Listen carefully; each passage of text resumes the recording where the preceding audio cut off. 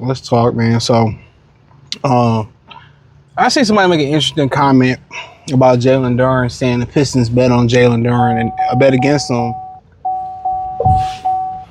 and they lost. They did. I think we all pretty much got the vibe that from the rumors that we heard that was true, they wanted a stretch five. From Miles Turner, the rumors about Vujovic, I think they were ready to move on from Jalen Duren. I think Terasia Langdon, one of a more modern center. Me personally, no. A center is not supposed to be an extension of the backcourt. And that's my opinion on it. And I'm going to stand on that. A center is what Jalen Duren is. A guy who could dominate the paint, score inside, rebound, block shots, and make passes out the post, out the high post. That's the definition of a center. They trying to redefine it, but if you look at Jokic, he's the perfect blend of an old school center and a modern center, without probably the defensive prowess. But every old school center wasn't a great defender. Everybody wasn't Mark Eaton, and that's exactly what they needed. Was a guy like Jalen Duren, elite athlete.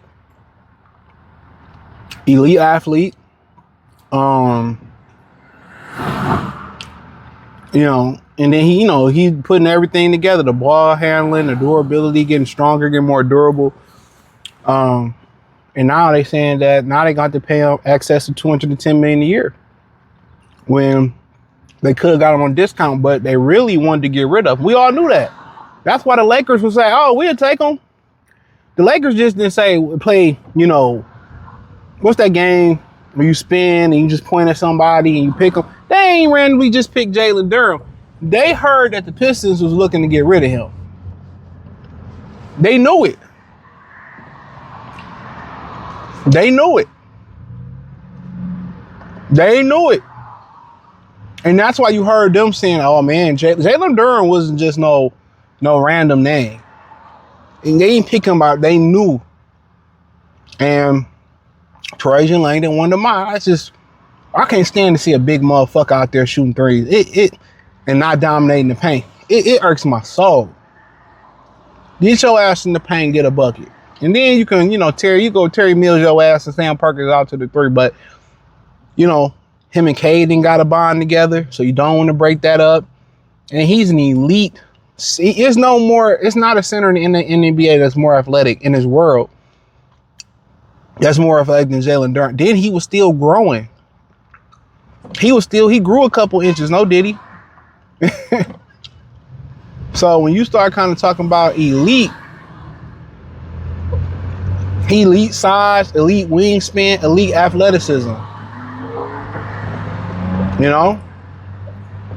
So y'all ain't mad because he couldn't shoot. And they had him out there shooting three. No. Let him do what he doing now. Dominate the paint, post, catching the high post, drive, pull up for a 10-footer. That's what you want. They always trying to revolutionize the game in the wrong way. So he earned it. Pay him.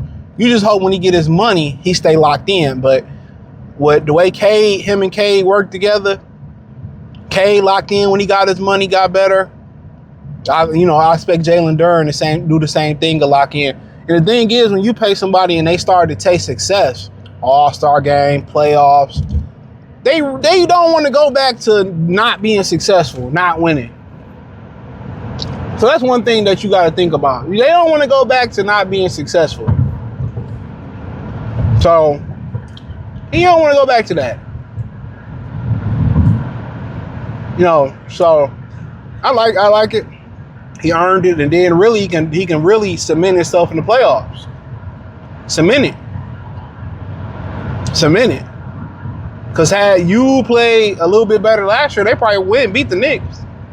But it's all learning experience. Everybody first time ain't gonna be their best time. So he earned it. Could have got him for like a quarter, 20 million, 25 million a year. They could have got him for the low ski.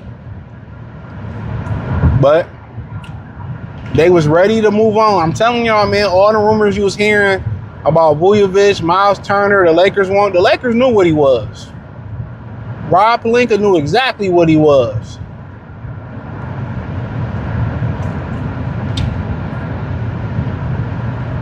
Rob Pelinka knew exactly what he was.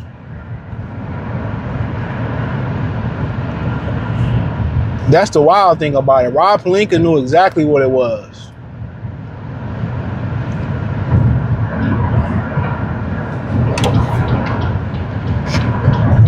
You know, so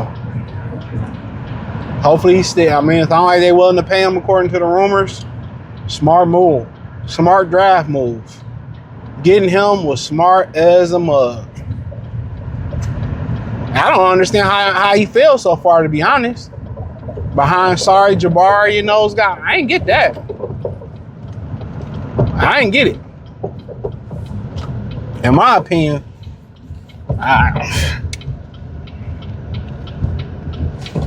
especially the way he dogged Chet out, Gonzalez and Chet. You look at that body, you look at that athleticism, the hand-eye coordination. How you get away from that? How you not take a guy like that?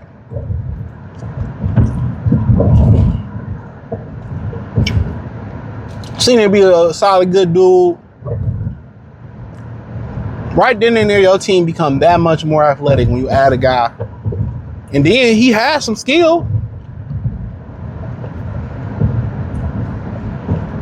But now it's all about if you can't shoot, you gotta fall. Like, fuck out of here, man. Shame on these evaluators. You know, everybody act like it's the evolution of basketball. It's the de-evolution of basketball. This shit is going backwards. Respectfully, it's going backwards. But it is my opinion. Shit going backwards. Back in time. Back to reality, dude.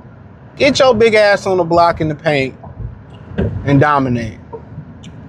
You know, you need to get back to players that can play without the basketball. Get back to guys that can catch and shoot. You know, you don't even got slashers no more. That's so crazy about basketball. You ain't even got people who can slash no more. Ain't that crazy? You don't even got people that can slash. We living in a crazy time, bro. Crazy.